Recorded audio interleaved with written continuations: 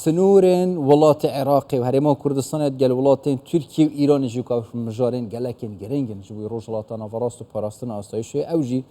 جرينجي فاتينا بحث كرن دكتور شواس حسن ما مستوى زانينجه زراتر وان مجاران أمد قال بحث كني دمت بيجي دب طيبتيجي زراتر زانياري أش هفكار خوب طيبتيجي جبغده دكتور تو قال بخيراتي قالكن أو مجار دوين أم سر براست إن شكي سروك مسعود بارزاني جي قالك مجار البغده بحث كرينا ليه دكتور قال بخيراتي دوساس إماجة بكم دكتور شواس حسن ما مستوى زانينجه كو هنوكات قال ما ضنا بحثه مجارا جرم كل نوكا أو جفينا جرينك ترى كده هيك وما بس جي چهار سر كرنا وان پرزگریکن نف مالا سنیان جبوی دانینا کسی که جبوی پست سروکی پارلمان عراقی که افجک شون پرزگریکن مازن جالی سیاسی و نو عراقی دا ندر بازبونا گلکی یاسایت نو جواتن نرن عراقی دا. اول در خیلی چیه یعنی سروک مسعود بارزانی نبتنی جبوی کردستانی و نبتنی جبوی کردان بلکو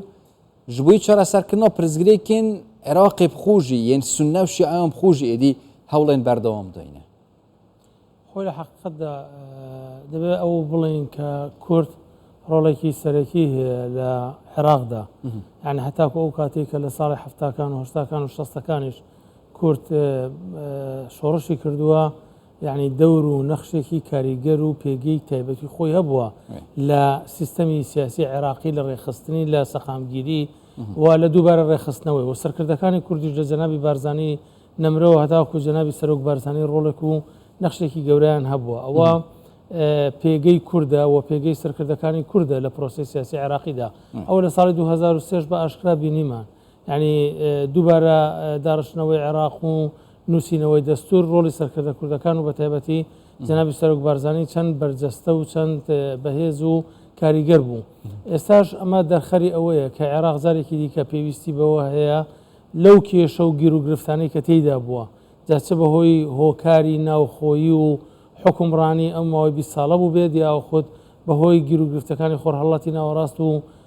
وەکو بڵێ هێزە جیهانی و هەرێمیەکانەوە بێت پێویستی بە دووبارە ڕێخستنەوەیەک هەیە ئەگەرنا وەزعی عێراق وەزعێکی خراپە ئەو دووبارە ڕێخستنەوەیش لەسەر دوو ئاساسە یاخۆت لەسەر دوو ئاستە ئاستێکیان ئەو کێشە و گرفتانەی کە هەنووکەین و ئێستا لەبەر دەستن و دەبێت چارەسەر بکرێن پەیوەندی بە سونەوە هەیە پەیوەندی بە بەغدا و هەرێمەوە هەیە هەندێکیشیان پەیوەندی هەیە بە با بڵێن ڕێخستنەوەیەکی قوڵ و ئەو گیر و گرفتانەی کە لە جێبەجێنەکردنی دەستوری عێراقیدا لە ماوەی ئەو 20 ساڵەی ڕابردوودا کابریتی بۆ لە شەراکەت و لە تەوافق و لە هاوسەنگی کە تێک دراوە بۆیە من وا هەز دەکەم یعنی ئەو سەردانەی جەنابی سەرۆک بارزانی بۆ بەغدا جۆرێکی دیکە بێ لە سەرەتای قۆناغێک بۆ ئەوەی کە هەستکردن بە پێداویستی ڕێخستنەوەی دۆخی سیاسی و یعنی با بڵێن پرۆسی سیاسی عێراقی بۆ ئەوەی کە عێراق لەو تەنگ گیر و گرفتانی کە تێدایەتی دەربچێت چونکە عێراق بەڕاستی لە کێشەدایە یعنی هەر لە ماوەی ئەم 10 ساڵی ڕابردوو لە 2014 وەریگرین تاکو ئێستا جگەلەوەی کە مەسەلەی داعش کە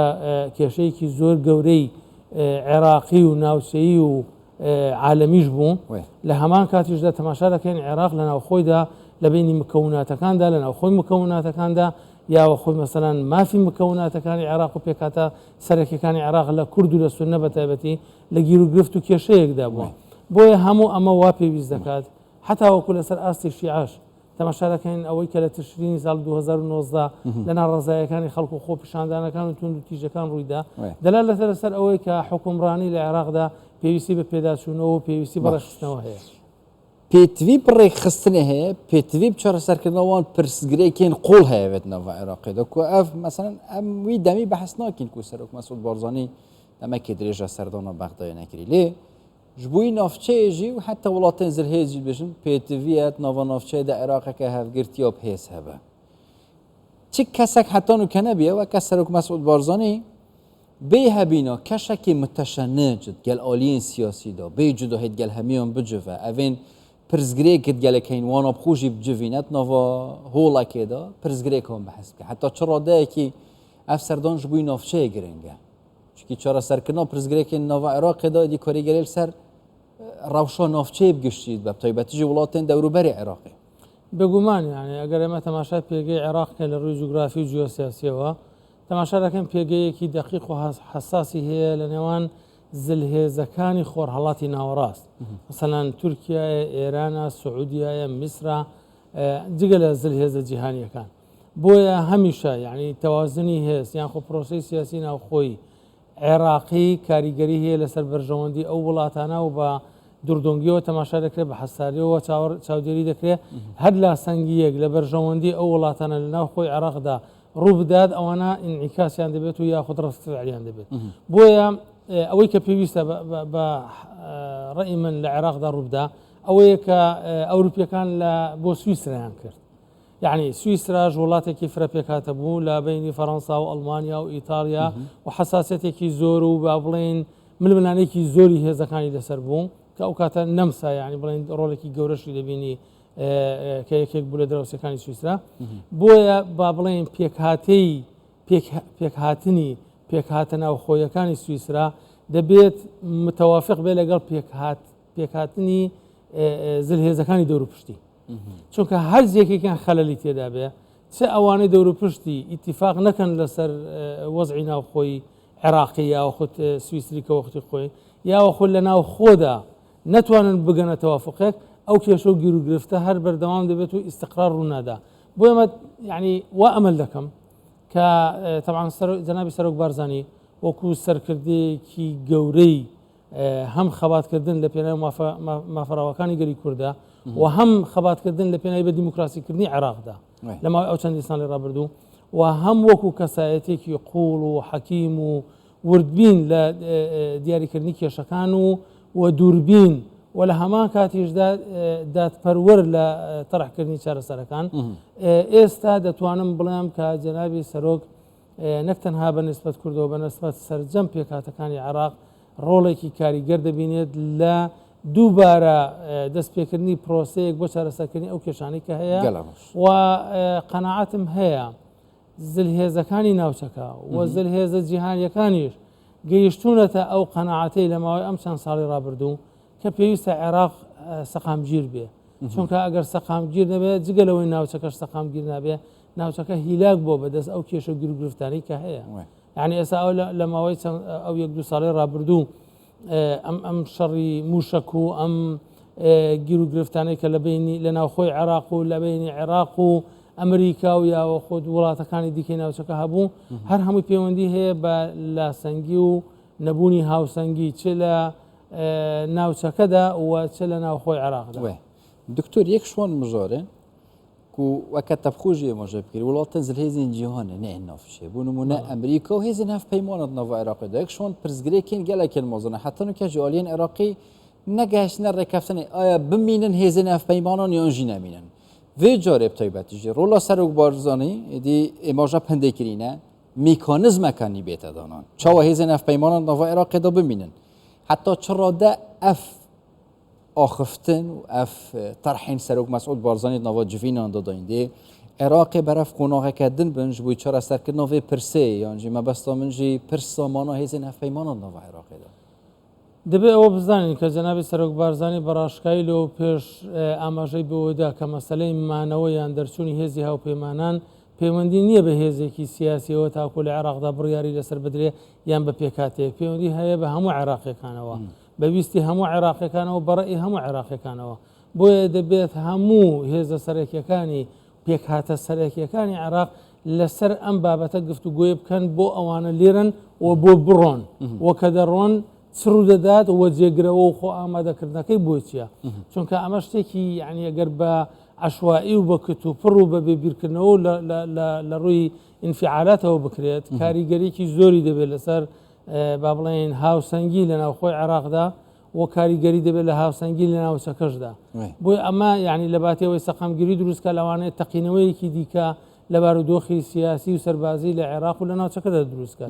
ئەوە پێویستی بەوە هەیە کە بە شکلێکی زۆر دقیق و حساس هێزەکانی سەرەکیەکانی پێکهاتە سەرەکیەکانی عێراق گفتوگۆی لەسەر بکەن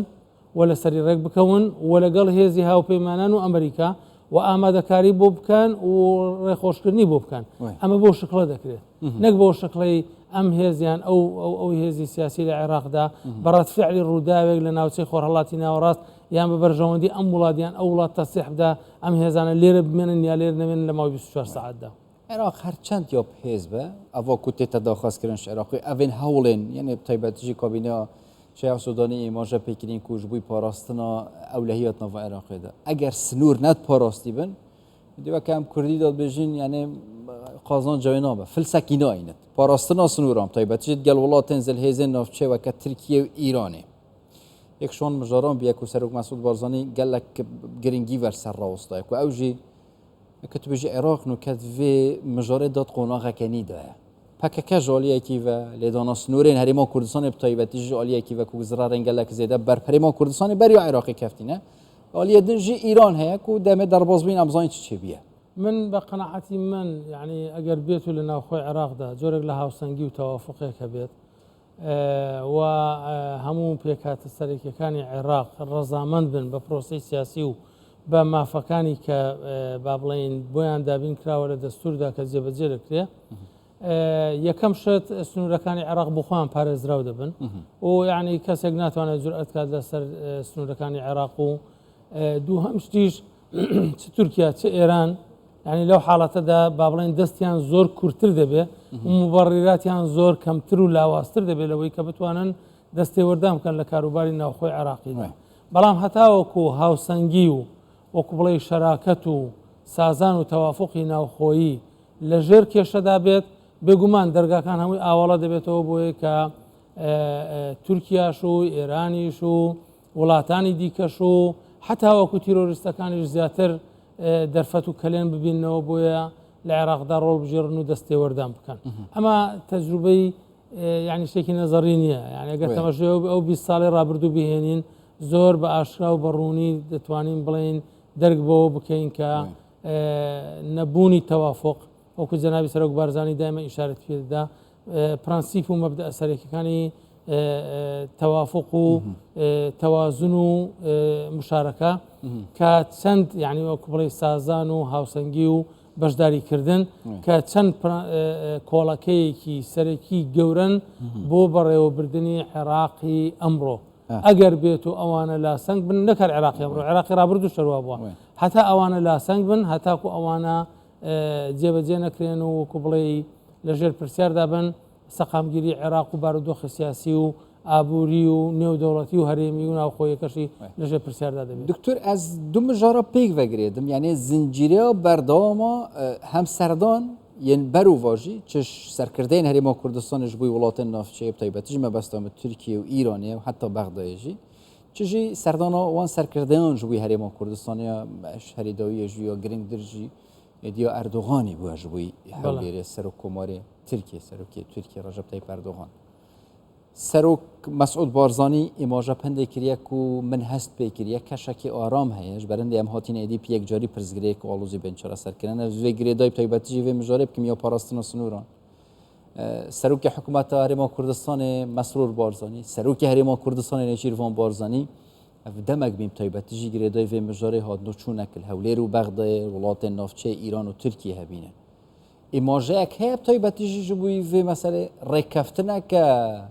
گرنگ تریکی دابت نیف برای هر چهار آلین کردستان، عراق، ترکیه و ایران جبوی وی مجارب تایبتی جی هم داعش جی هی هم راستی جی پکک جی هی. دبی یکشت بزنین که یکم یان وکل بدایت و آماجان پیدا که هرمی کردستانی آخو کردستان لعراق دا پیگی کی استراتژی و سیاسی کاریگری هی لا کوی دوخی یعنی نوخوی عراقی دا و حتی کاریگری لسر خۆرهەڵاتی ناوەڕاستیش ئەوە لە چەندی ساڵی ڕابردوودا لە ماوەی 30 ساڵی ڕابردوو زۆر بە ئاشکرا دەرکەوت چ بۆ ئەوروپیەکان چ بۆ ئەمریکەکان چ بۆ وڵاتانی زلهێزی ناوچەکە و بۆ عێراقیەکانیش خۆیان کەواتە یەکەمیان هەموو دەزانن کە هەرێمی کوردستان بۆ چوونەکانی ویستەکانی داخوازیەکانی پێگەکەی کاریگەریەکی زۆری هەیە ئەمە خاڵی یەکەم یعنی بۆ هەمویان سەرمێنراوە بۆیە سیر نییە ئەگەر بێت و زلهێزەکانی ناوچەکەی وەکو تورکیا و ئێران سەردانی هەرێمی کوردستان بکەن و بیانەوێت لە ڕێگەی هەرێمی کوردستان هەتاوەکو گەر با بڵێن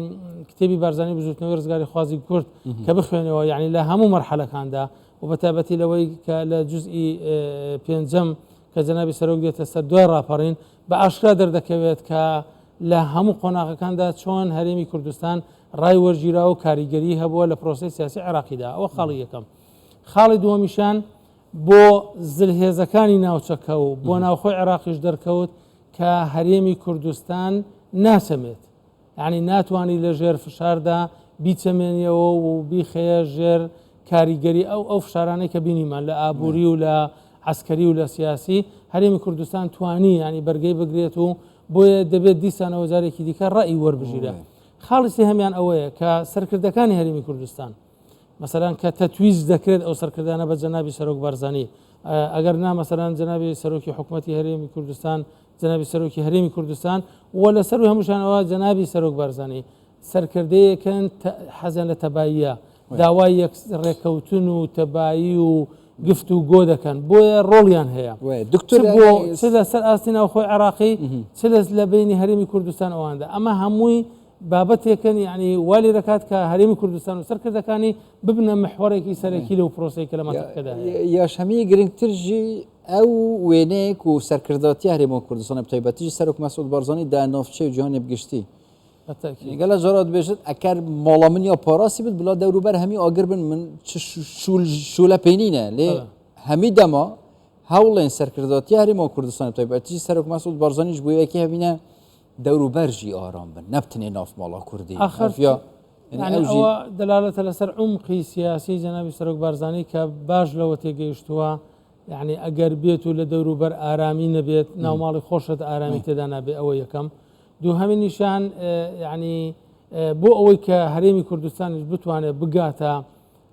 ئەو پەڕی تواناکانی خۆی